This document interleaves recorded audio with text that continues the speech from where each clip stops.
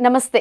Welcome to it's you TV devotional. నేను మీ నందు. ఇవాళ మనతో పాటు ప్రముఖ ఆధ్యాత్మికవేత్త జయేష్ శాస్త్రి గారు ఉన్నారు. మరి గురువు గారితో మాట్లాడి ఈ మంత్‌లో వచ్చే ముఖ్యమైన డేట్స్ అండ్ ముఖ్యమైన పూజలు ఏమున్నాయో తెలుసుకొని దానికి ఎలా చేస్తే బావుంటుంది అనేది గురువుగారిని అడిగి తెలుసుకుందాం. నమస్తే గురువుగారు. నమస్కారం అమ్మా. గురువుగారు, ఆడపిల్లలు ఇంట్లో ఎవరైనా బొట్టు పెట్టుకోకపోతే ముందు బొట్టు పెట్టుకో, బొట్టు పెట్టుకోకుండా తిరగకూడదు అంటారు. ముఖ్యంగా పెళ్ళైన ఆడవాళ్ళు నల్లబొట్టు పెట్టుకోకూడదు, బొట్టు లేకుండా అసలు ఏ పని చేయకూడదు అంటారు. అసలు ఆడపిల్లలు బొట్టు పెట్టుకోవడం వెనక శాస్త్రం ఏంటి? బొట్టు పెట్టుకోవడంలో శాస్త్రం ఏంటి అంటే, మగవాళ్ళు కూడా పెట్టుకుంటే కూడా మంచిదే. ఆడవాళ్ళనే కాదు మగవాళ్ళు కూడా పెట్టుకోవాలి. కానీ వాళ్ళ కాలంలో ఎవరు పెట్టుకోవట్లేదు. మగవాళ్ళు పెట్టుకోవట్లేదు, ఆడవాళ్ళు అసలే పెట్టుకోవట్లేదు. స్టిక్కర్లు పెట్టేస్తున్నారు ఇవాళ. మరి ఏంటి బొట్టులో ఉన్నటువంటి రహస్యం ఏంటంటే, నిత్యం సోమంగళితత్వం వచ్చేది మన తిలకధారణతోనే. అంటే మనం ఏదైనా సంకల్పం చెప్తే ఆడవాళ్ళకి ఏం చెబుతాం? దీర్ఘ సౌంగళీ భవాని ఆశీర్వదిస్తాం. లేదా మంత్రం హోమంలో చేసేటప్పుడు ఆమె దీర్ఘ సౌమంగళ్యాభివృద్ధ్యర్థం అని వ్రతంలో చెబుతాం. అంటే దీర్ఘ సౌమంగళ్యత్వం రావాలి అంటే అది బొట్టు పెట్టుకోవాలి. మరి వాళ్ళ బొట్టు పెట్టుకోకుండా మీరు ఎన్ని వ్రతాలు చేసినా ఏమి చేసినా ఫలితాలు ఉంటాయా అంటే ఏ ఫలితం ఉండదు. నోములు దేనికి చేస్తున్నాము? ఉత్తమ స్థితిని పొందాలని చెప్పి, ఉత్తమ జన్మను పొందాలని, ఇటువంటి జన్మరాహిత్యాలను పొందాలని, ఉత్తమ స్త్రీగా పతివ్రత శిరోమణిగా ఉండాలని అంటే కనీసంగా బొట్టు ధారణ ఉండాలి. మళ్ళీ బొట్టు ధారణకు ఉన్నటువంటి రహస్యం ఏంటి? నుదురు మీద ధరించడంలో ఆంతర్యం ఏంటి అంటే, మనకు నుదురు మీద లలాట లిఖితం అని ఒక పేరు వినే ఉంటారు మీరు. మన తలరాత ఇలా రాసి ఉంటే అలా జరుగుతుంది అని అంటూ ఉంటారు. అంటే ఈ తలరాత మార్చుకోవడానికి కూడా మనకు అవకాశం ఇచ్చాడు బ్రహ్మదేవుడు. దాన్నే తిలక ధారణ. అందుకనే రక్ష అంటారు. ఇంకో విషయం చెప్పండి, హోమం బొట్టును కూడా.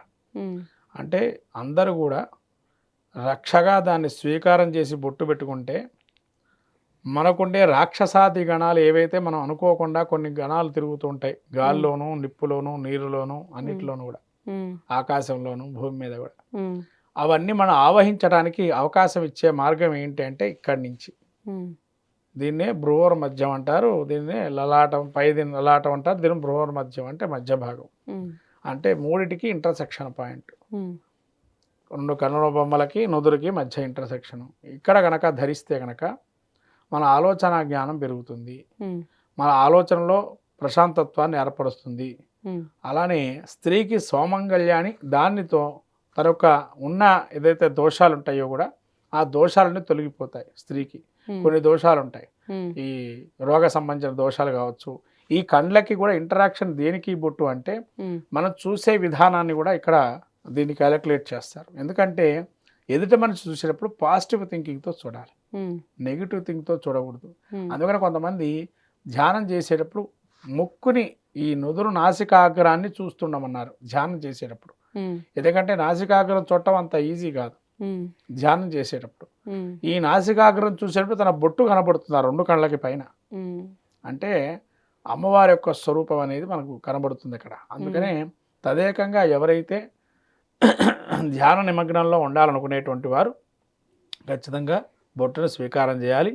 రాక్షసాది గణాలు ప్రవేశించకుండా ఉండే మార్గం ఆ బొట్టు కనుక పెడితే ఆ రక్షకు భయపడి ఏ రాక్షస గణాలు మన మీద రావు. అంటే రాక్షస గణాలు అంటే ఏంటండి? మనకేమైనా కనబడతాయా రాక్షస గణాలు అంటే? రాక్షస గణాలు కనబడవు. ఏంటా గణాలు అని అంటే అది పెట్టుకోవడం వల్ల అక్కడ డిసిప్లిన్ యాక్షన్. ఆ డిసిప్లిన్ యాక్షన్స్ ఏంటి అంటే మాత్సర్యము, ఒక వాడి మీద మనకు పార్షాలిటీ ఉండకూడదు, ప్రేమతత్వం విపరీతం చూపించడం, అహంకారం అనేది తొలగిపోతుంది బొట్టు పెట్టుకోవటం వల్ల. అందం అనేటువంటి భావన కూడా ఉండదు. బొట్టు పెట్టుకుంటే అందం పోతుందని అంటారు కొంతమంది. అందం పోవడం కాదు, బొట్టు పెట్టుకుంటే అందం. అది అందరూ తెలుసుకోవాల్సిన విషయం. అంతేగాని బొట్టు పెట్టుకోకపోతే ఇంకా అందం బాగుంటుంది, తెల్లగా ఉన్నారు ఇంకా అందం బాగుంటుంది అని ఫోటోలు చూస్తూ ఉంటారు చాలామంది. బొట్టు పెట్టుకుంటేనే అందం వేరు, దానికి కళ అనేది ఆ బొట్టుతోనే ఉంటుంది. తర్వాత మనము హోమం బొట్టు కూడా పెట్టుకుంటాం రక్షగా. అంటే హోమాది దేవతలు కూడా మనకు ఆవిర్భాగ దేవతలు కూడా అక్కడేమైనా మనకేమైనా బాగాలేకపోతే కూడా మన శరీర దారుఢ్యంలో ఆ రక్షగా పెట్టుకోమన్నారు. బొట్టు పెట్టుకోవడంలో కూడా 2-3 రకాల బొట్లు ఉన్నాయమ్మా. కొంతమంది తిలకధారణ చేసేటప్పుడు ఈ బొటన వేలుతో పెడతారు. దీన్ని వేర తిలకం అంటారు, మగవాడికి పెడతారు. కొంతమందికి ఉత్తర భారతదేశంలో సింధూర్ ధారణ అంటారు. అదే మన ఆపరేషన్ సింధూర్ అంటే దాని గురించే, ఆ సింధూర్ ధారణ గురించే ఉంది. ఆ పేరు ఎందుకనే పెట్టారు. అవును. ఇలా పెట్టి పైన ఇంకో వేలుతో పెడతారు బొట్టు. వాళ్ళు అలా బొట్టు కనుక జారుతూ ఉంటుంది. మా ఉత్తర ఈశాన్య భారతదేశం వెళ్తే కనుక వాళ్ళకది పెళ్ళి అయినట్టుగా చెప్తారు అక్కడ. తర్వాత మళ్ళీ మనం బొట్టు పెట్టుకునేటప్పుడు ఉంగరపు వేలుతో బొట్టు పెట్టుకుంటాం. శుభానికి సంకేతం. ఏదైనా శుభాలు జరిగేటప్పుడు ఉంగరపు వేలుతో బొట్టు పెట్టమ్మని అంటాం. ఇక మధ్య వేలుతో బొట్టు పెట్టేటప్పుడు అని అంటే అపర కార్యక్రమాల్లో మధ్య వేలుతో బొట్టు పెడతారు. తర్వాత చిటికెన వేలుతో బొట్టు పెట్టడం ఎవరికీ తెలియదు. కానీ చిటికెన వేలుతో కనుక బొట్టు పెట్టుకుంటే కీర్తి గడిస్తారు, చిరస్మరణీయులు ఉంటారు. అందుకనే మీరు రామాయణంలో బంగారు సీతను తయారు చేస్తాడు రాముడు అశ్వమేధ యాగం చేయటానికి.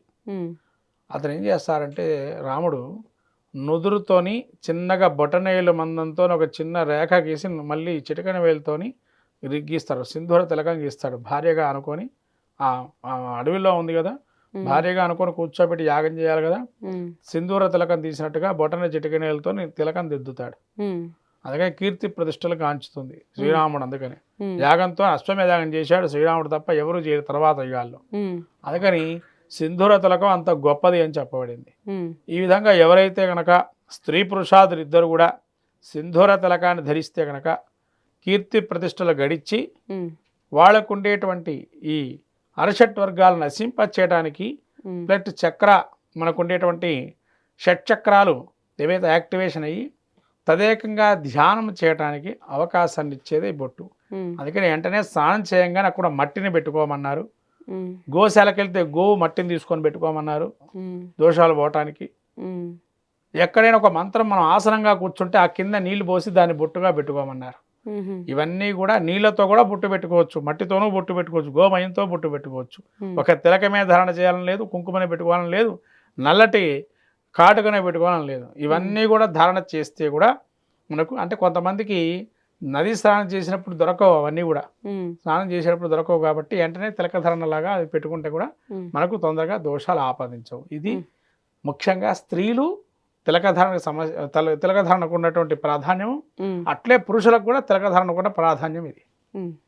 ఈ విధంగా చేస్తే తిలకధారణ చేస్తే చాలా మంచి కలుగుతుంది అందరికీ కూడా. ఓకే గురుజీ, ధన్యవాదాలు.